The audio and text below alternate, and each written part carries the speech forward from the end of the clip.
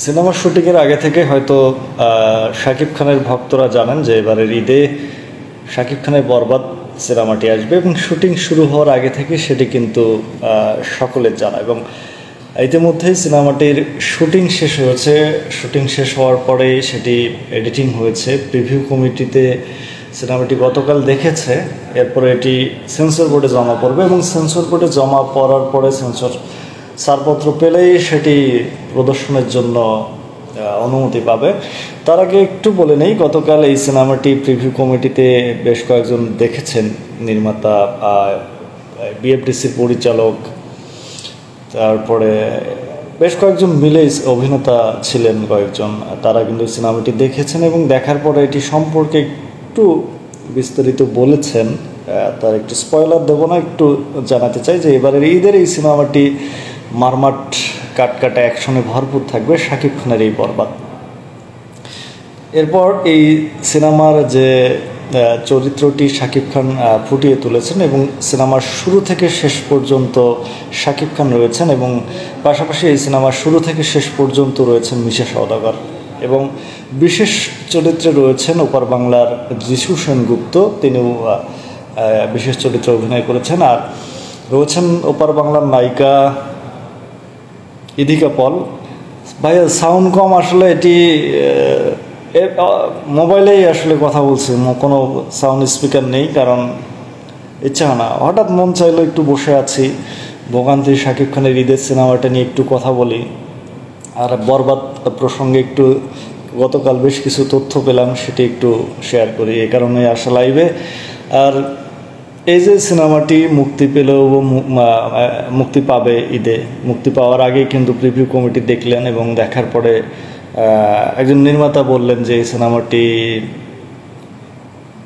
গল্প নির্ভর নয়, তবে সিনেমাটি একেবারে অ্যাকশন ধর্মী এবং ঈদের যেরকম অ্যাকশন সিনেমা দর্শকরা চান সেই ধরনের সিনেমা এটি, সেটি কিন্তু তিনি বললেন। এরপর আর এক অভিনেতা জানালেন যে আসলে মানে এক একজনের টেস্ট এক এক রকম হতেই পারে, সেটি আমরা জানি। তার কাছেও এটি রায়হান রাফি যেমন তুফান সিনেমাটি ভালো লেগেছে, বরবাদ তেমন ভালো লাগেনি। তবে দর্শক আসলে কোন সিনেমাটি দেখেন, কোনটি দেখার জন্য আগ্রহ প্রকাশ করেন সেটি কিন্তু আমরা জানি না। দর্শকেরা আসল বিচারক, তারা যে সিনেমাটি দেখবেন, দর্শকরা যে সিনেমাটি দেখার জন্য হলে উপচে পড়বেন এবং এটি মাসব্যাপী বা সপ্তাহব্যাপী দেখবেন, সেটি কিন্তু সুপার ডুপার হিট সিনেমা হবে। এর আগে যেমন আমরা 35 সময় যখন সিনেমা দেখেছি, সে সময় ঈদে সিনেমা মুক্তি পেত এবং মুক্তির পর হলে দর্শক যেভাবে উপচে পড়তো সেটি কিন্তু এখন আসলে ওইভাবে দেখা যায় না। আসলে সময়ের বিবর্তনে সব কিছুর পরিবর্তন হয়েছে,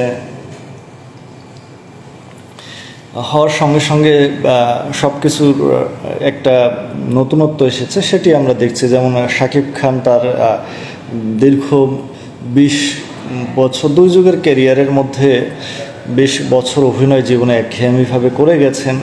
পরিবর্তন অর্থাৎ তার গেট আপ, চলনে বলনে, সেগুলো একটা সময় কিন্তু একটা ধাপে ছিল। এরপরে 2017 সালের পরে এসে কিন্তু শিকারে দিয়ে 2 বাংলার যৌথ প্রযোজনা সিনেমাতে নিজেকে পরিবর্তন করলেন। এরপর তার কিন্তু আমরা পরিবর্তনটা দেখেই যাচ্ছি।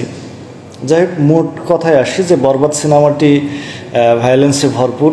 সিনেমাটির গল্প খুব বেশি না থাকলেও ইনডোরে অনেক শুটিং হয়েছে এমন তথ্যগুলো পেয়েছি এবং এটি ঈদের জন্যই সিনেমা হবে সেটি সে নির্মাতা জানিয়েছিলেন। এবং আরেক অভিনেতা বললেন, শাকিব খানের অন্ধভক্ত, শাকিব খানের ভক্ত, যে যাই বলি ভক্তরা অন্ধই হয়, সেটি বললেন। এবং এই যে সিনেমাটি দর্শকরা ঈদে মুক্তির পর হলে দেখবেন সেটির কিন্তু অপেক্ষা রাখে না। আর ড্রামা যেমন আছে, ইমোশন আছে গল্পে, গানগুলো শ্রুতিমধুর হয়েছে, সব কিছু মিলে ঈদে আসলে দর্শকরা কেমন লুফে নেন সেটি আমরা দেখব। আর যে দাগি সিনেমাটি রয়েছে আফরান নিশুর পাশাপাশি সিয়াম আহমেদের জঙ্গলি, জাজ মাল্টিমিডিয়ার জিন 3 সজল অভিনয় করেছে, নুসরাত ফারিয়া অভিনয় করেছেন। এটি আসলে কেমন হবে, কোন সিনেমাগুলো চলবে। এখন পর্যন্ত এই কটি সিনেমা মুক্তির অপেক্ষায় রয়েছে। আর যদিও এখন পর্যন্ত চূড়ান্ত হয়নি যে কয়টি সিনেমা মুক্তি পাবে এবারের ঈদে, তবে আমরা গেল কয়েক বছর থেকে দেখি যে ঈদে এলেই বেশ কিছু সিনেমা মুক্তি পায়, যেগুলো মানে সময়ের চেয়ে বেশি, মানে একাধিক, মানে 60 থেকে 8টি সিনেমা মুক্তি পাচ্ছে। হল সংখ্যা একেবারে নেই, তারপরেও গুটি কয়েকটি হলে এই সিনেমাগুলো একবারে মুক্তি পাওয়ার পরেই আর্থিকভাবে যেমন প্রযোজনা প্রতিষ্ঠানগুলো ক্ষতিগ্রস্ত হচ্ছে, পাশাপাশি দর্শকরা এই সিনেমা দেখার থেকেও বঞ্চিত হচ্ছে। কারণ নামমাত্র কয়েকটি হলে ঈদে মুক্তি পাওয়ার পরে সেই সিনেমাগুলো দর্শকরা দেখতে পান না, এবং যদি সিনেমার গল্প ভালো না, দর্শকরাও একটা